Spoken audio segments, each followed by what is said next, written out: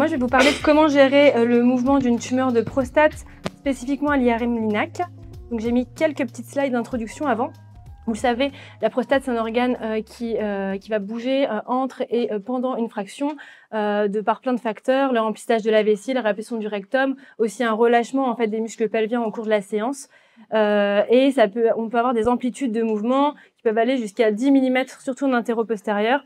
Et ce qu'on peut voir dans les mouvements en intrafraction, c'est qu'il y a des dérives lentes antéro-postérieures qui se font dans le mouvement de la prostate et des mouvements un peu plus brusques qui peuvent conduire à des décalages, en fait, vous voyez, de l'ordre de plus de 3 mm sur 14% du temps total de traitement ou de plus même de 5 mm sur 3% du temps total de traitement.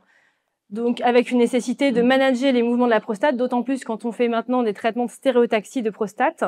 Il y a deux manières de le faire, soit sans monitorer finalement et sans compenser les mouvements au long de la séance en faisant des traitements intrafraction très rapides, notamment des hémiarques par exemple, qu'on peut faire reverse ça, ou la solution idéale, c'est de monitorer et compenser les mouvements de la prostate tout au long de la séance, soit avec le tracking, le CyberKnife, l'Exatract ou ce qu'on n'a pas en France, mais les systèmes de type Calypso, ou les appareils couplés à une IRM, ce dont je vais vous parler aujourd'hui. Donc, je ne peux pas vous parler d'IRM-LINAC sans vous parler de l'essai Mirage. Vous en avez peut-être entendu parler. Il y a des nouvelles de les données à 2 ans qui ont été publiées il y a quelques mois dans European Neurology. Donc, c'est le premier essai randomisé monocentrique qui compare en fait un traitement de stéréotaxie de prostate en 5 séances sur un accélérateur classique versus IRM-LINAC avec des marges de PTV qui étaient réduites dans le groupe IRM-LINAC à 2 mm. Alors, c'est discutable. Il y avait 40% des patients à peu près dans chaque bras qui avaient des spacers. Et ce qu'on peut voir dans les données préliminaires, c'est que le fait de faire le traitement sur l'IRM-LINAC réduisait la toxicité aiguë urinaire et digestive de ces patients. Et les données à 2 ans sont aussi en faveur d'un traitement adaptatif à l'IRM-LINAC. Et donc voilà, c'est un essai monocentrique de faible effectif dont on n'a pas encore les données de tox à long terme ni les données de survie qui sont attendues. Mais ce qui était intéressant, c'est qu'il y a eu aussi un essai qui a, en fait, de manière rétrospective, analysé les patients du bras IRM-LINAC et ce qui semblait vraiment réduire finalement la toxicité de ces patients. C'était pas tant la réduction de marge de PTV, mais c'était vraiment le fait de monitorer le mouvement. Donc c'est pour ça qu'on est là aujourd'hui. Donc c'est intéressant. Et ces données, elles ont été aussi décrite dans cette méta-analyse de plus de 2500 patients, où les patients avaient tous une stéréo de prostate. Pareil, on comparait accélérateur classique versus IRM-LINAC. Et pour le coup, les marges de PTV n'étaient pas différentes significativement entre les groupes. Et là encore, on avait une réduction de la toxicité urinaire et digestive. Donc probablement que le fait de faire de l'adaptatif et de monitorer le mouvement réduit la toxicité de ces patients. Donc, je reviens à parler de la pratique avec un patient de 79 ans, un adénocarcinome prostatique frontline, qu'on a traité en 36-25 en 5 fractions sur l'isodose 83% à l'IRM-LINAC. Donc, je vais pas, Ingrid en a pas mal parlé pour le workflow. Donc, on fait une simulation pour la prostate, c'est un peu plus simple. On fait une séquence T2 auquel on peut associer de la diffusion ou on peut l'injecter aussi. Enfin voilà, on met globalement sur la séquence T2, ça suffit. On fait quand même encore un scanner de simulation le même jour. On a pour l'instant donc choisi de réduire les marges à 3 mm et on les traite systématiquement avec le gating. Comment ça se passe pour la prostate? On a parlé tout à l'heure des stratégies de gestion du mouvement respiratoire en foie et en pancréas. Pour la prostate, c'est plus simple. On utilise le seul mode de gating sans asservissement respiratoire, c'est celui-ci. Et donc, on définit, en offline, on va faire tous nos contours et la dosimétrie, mais comme l'a dit Ingrid, c'est pas le plan qui va être utilisé finalement en vérité. On crée les ROI qui, pour la prostate, la target va être soit toute la prostate en frontline, soit un CTV en réirradiation, par exemple. L'APM registration, la structure qu'on va suivre, c'est directement la prostate, pour le coup. Et la gating envelope, ça va être notre PTV. Donc, le workflow de la séance, on repositionne le patient, on réacquiert une séquence 3D qui est identique à celle qu'on a fait en offline, donc du T2. On redéfinit les organes à risque et les volumes cibles. Donc, on a déjà une fusion déformable. Donc, en gros, on vérifie que ça correspond, voire on adapte. On fait une adaptation du plan. Alors, à l'IRM-LINAC, il y a un vocabulaire qu'il faut quand même s'approprier. Quand on n'a pas la machine, c'est pas toujours facile, mais l'ATS, globalement, on réoptimise en fait la dosimétrie sur les contours du jour. Ensuite, on va lancer une acquisition de nouveau T2 parce que entre le moment où on a fait tout ça et le moment où on a acquéri l'image 3D du début, il peut s'être passé 10-15 minutes où le patient a bougé. Justement, on voit vraiment que les patients s'affaissent au cours de la séance et même en 15 minutes. Donc parfois, on est obligé de finalement repartir sur l'étape d'avant avec notre nouvelle image.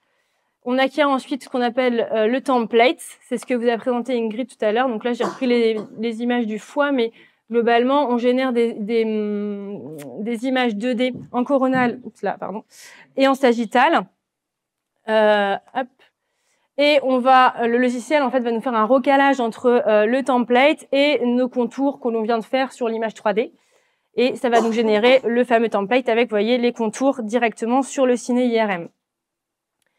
Quand on a fait cette étape-là, le template va aussi nous donner une idée de si le patient globalement a bougé ou pas entre-temps. Donc soit on voit qu'il y a des décalages sur le template qui sont pas bons, qui sont supérieurs à 3 mm, nos marges de PTV. À ce moment-là, on refait l'étape d'avant. C'est pour ça que ça peut être long en fait. Donc là, le patient n'est pas encore traité. Ou soit on voit que les décalages sont inférieurs à nos marges de PTV. À ce moment-là, on lance le gating et on lance le traitement. Et le traitement va être de l'ordre de souvent 10 minutes en fait. Donc ça, c'est les mêmes slides que tout à l'heure, mais en mode prostate. Donc la target, c'est la node CTV, donc la prostate en entier, le getting envelope, le PTV, la PM registration, la prostate. Tout pareil, on moniteur l'amplitude des mouvements, la couverture du CTV avec le getting. Et voilà. Là, vous voyez la prostate monitorée par le système de type getting. Ce qui va être intéressant, je vais vous le montrer après, c'est qu'on peut compenser ce qu'on appelle le baseline shift, c'est-à-dire la dérive de la cible au cours de la séance par un système dédié. Et ça, on le voit vraiment en pratique, les patients qui s'affaissent de quelques millimètres, mais quand on fait de la stéréotaxie, il faut aussi le prendre en compte. Et donc cette compensation du baseline shift avec le CMM, voilà, ça permet de compenser justement pendant la délivrance du traitement, en fait, d'adapter uniquement la position des lames pour pouvoir en fait terminer le traitement. Alors si dès le début du traitement on voit que c'est pas bon, il faut pas traiter, il faut refaire le workflow d'avant. Mais si pendant le traitement on voit que finalement le faisceau fait que de se couper, qu'on n'arrive pas à traiter le patient, que ça prend un temps trop long, on peut se permettre de compenser le baseline shift avec cette technique-là. Ce qu'il faut savoir, c'est que ça permet pas, en fait, il n'y a aucun réajustement des UM quand on fait cela, et on peut évaluer dosimétriquement uniquement ce que ça donne sur le CTV et le PTV. Vraiment, donc c'est souvent vers la fin du faisceau, il y aura que quelques UM à délivrer, on n'y arrive pas parce que le faisceau fait que de se couper, on utilise cette technique-là. En pratique, c'est pas hyper fréquent non plus. Donc, qu'est-ce qu'on fait lundi? À Rennes, globalement, toutes nos prostates frontline en 5 séances, on les passe à l'IRM Linac, on les inclut dans le protocole Tampos. Toutes nos réirradiations de prostate, voilà. Et on avait, au début de la mise en route en fait de la machine, on avait beaucoup passé les prostates 60 degrés en 20 séances parce que voilà, ça permettait d'avoir 20 séances et de entre guillemets tester la machine. Et pour le coup, maintenant, quand on fait les 60 en 20, on réduit les marges de PTV à 3 mm vu qu'on a le gating.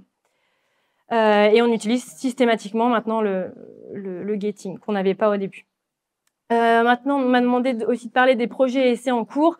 Donc, au Centre Eugène Marquis, donc il y a le LTSI, UT INSERM, qui a des projets en fait de recherche sur le Unity, et notamment un projet de génération de scanners synthétiques à partir d'IRM pour s'affranchir finalement de ce scanner de centrage dont on se sert que pour affecter les densités, mais voilà.